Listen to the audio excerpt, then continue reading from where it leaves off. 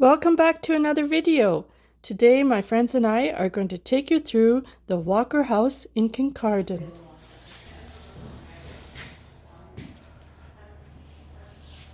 At the moment, we are just waiting for a lovely tour guide. The oldest standing wooden hotel in Bruce and Grey counties.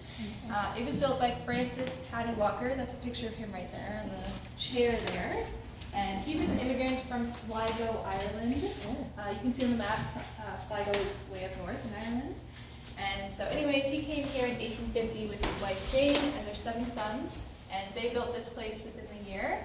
And it was run as a hotel and a tavern, and him and his family also lived upstairs at the same time. Oh, okay.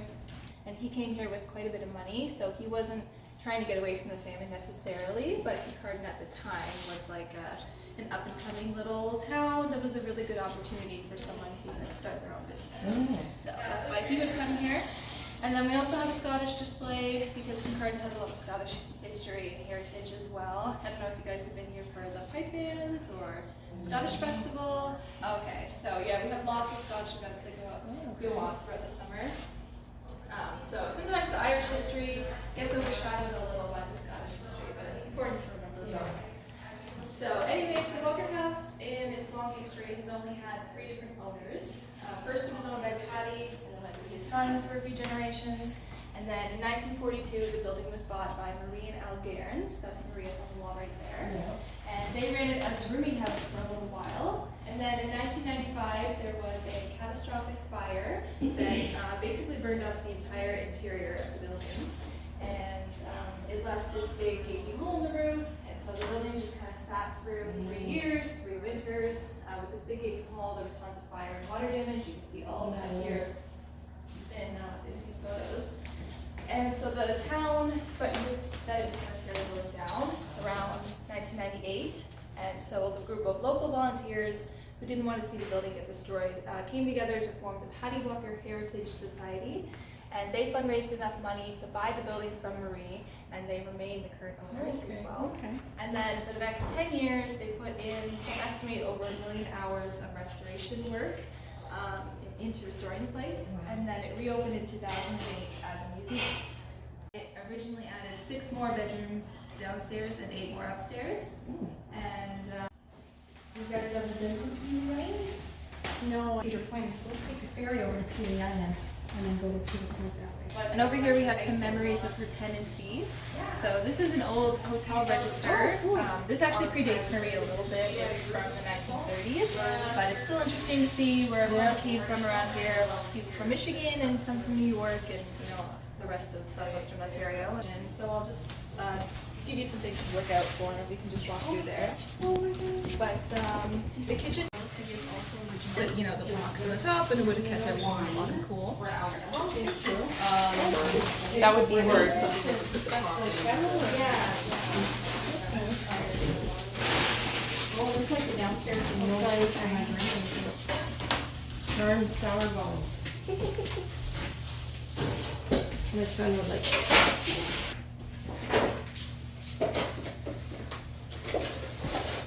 thank you. You're welcome. I'm gonna sneak in behind you guys. Sorry.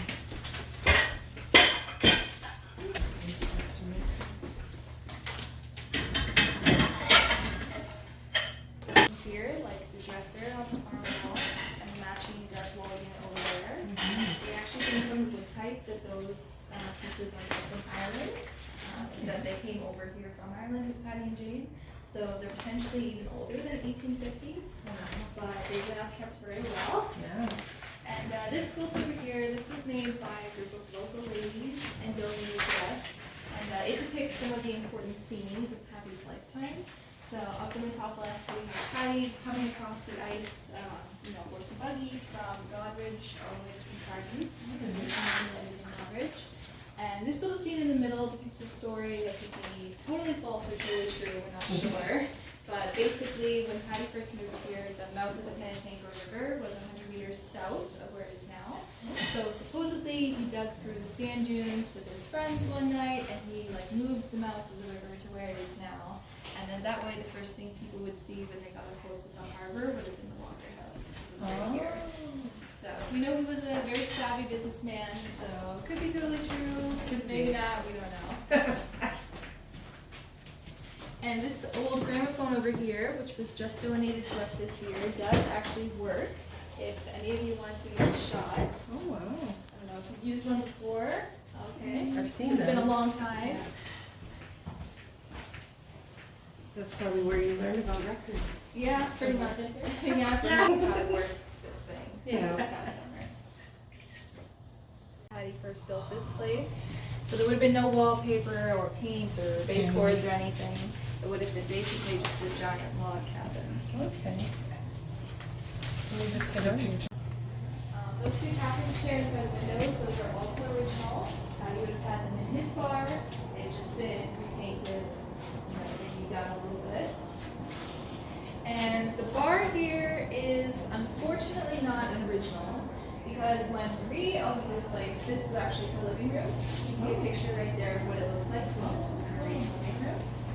Fire. Yeah. So they did have to recreate the bar, but thankfully, so yeah, it's a lot of fun. They have their fire, but they managed to recreate them because they had a lot of pictures of the staircase. All of these stair treads are actually original to the household, except for one. Only one of them had to be recreated. So as we're heading up the stairs, see if you can guess which one is a recreation. Don't get it right. So congratulations. See? Do I win a prize? Yeah. I guess it's breezier than in the city, like in the Kitchener, but it's like it's only a day. But usually we do get a little something of a breeze, hopefully.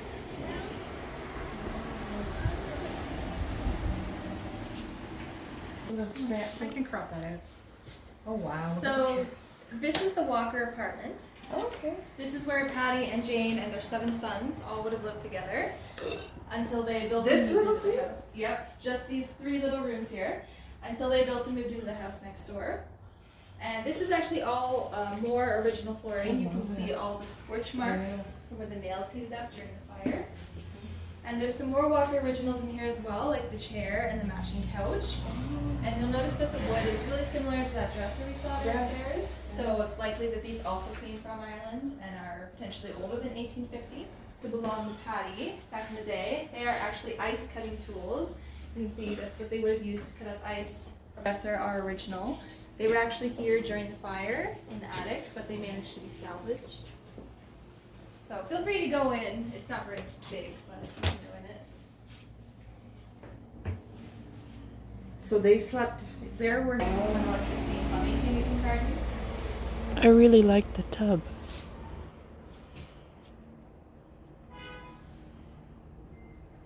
When Jane moved here, their sons were all at least teenagers.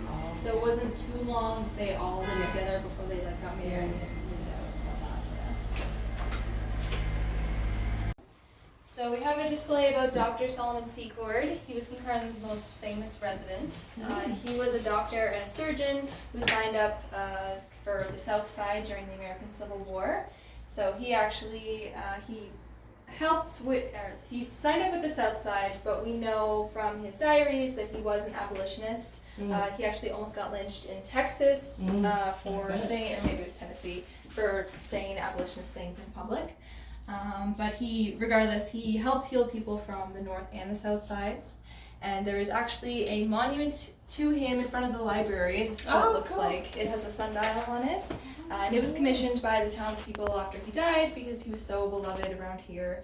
And fun fact, Dr. Secord was related to Loris. I was gonna ask. Yeah. That was all the men from Bruce and Grey counties who went overseas during World War I. And that's all of them in this panorama here. Oh, wow. That was taken in London, Ontario in 1916. Okay.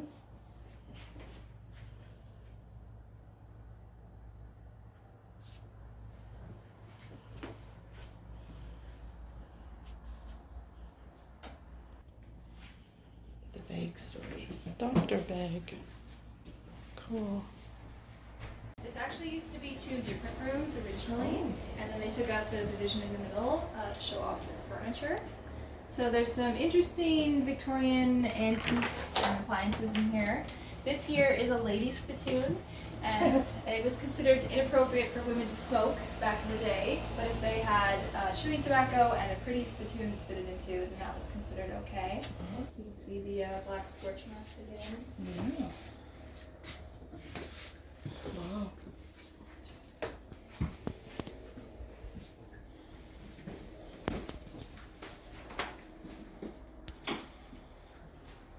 Some old irons on the tabletop there, including like a Pioneer stovetop iron. They heated it over the stove. There's a 1950s steamer whistle iron as well. And then there's examples of cross stitch and rug hooking and lots of other arts, some of which are kind of lost today. You know, not many people know how to do that anymore. Making doilies, I used to. She popularized it, and then, but still in the early 20th century, it was really only common among wealthy people to do that, to like wear white, because white, you know, was something you can only wear once, and that was something only wealthy people could do. And then, yeah, it wasn't until like mid to late 20th century that it Tell my became. sister that. Oh, look at the high fashion. This is our fashion room. Oh. We have lots of old wedding dresses on display in here. The oldest one is this brown one on the left here. This was actually made and worn in 1928. And wedding dresses back then tended to be the nicest dress you owned or something practical that you could wear again. That's why it doesn't look like a normal wedding dress. Wow. That wedding dress right there, the embroidery actually dates back to 1909, and it was incorporated into the rest of the dress, which was worn in 1949. And all of the dresses that you see are handmade, hand sewn. You know, people would have just done it themselves with their mothers and their grandmothers as well. And the picture of a bride on the table there, that was Bessie McGinnis wearing her dress, which is just on the right there, in 1951. That's where that dress dates from. And then over on the men's side, the smoking jackets on the back there, top hats, beaver hats as well, were also really popular around here. Beaver? Like from Beaver? Yeah, so it's like a raccoon hat, but like like beaver. Davy Crockett? Yeah, Maybe? but made out of like beaver and beaver tails. And the suit jackets, the waistcoats. Fun fact, men also used to wear corsets until his death in 1922. And he took pictures of anything and everyone all around Kincardine. Wow. This picture right here is of a traveling circus down Queen Street.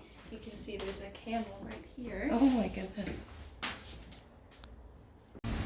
That's all for today. Thank you for joining us, and see you in the next video.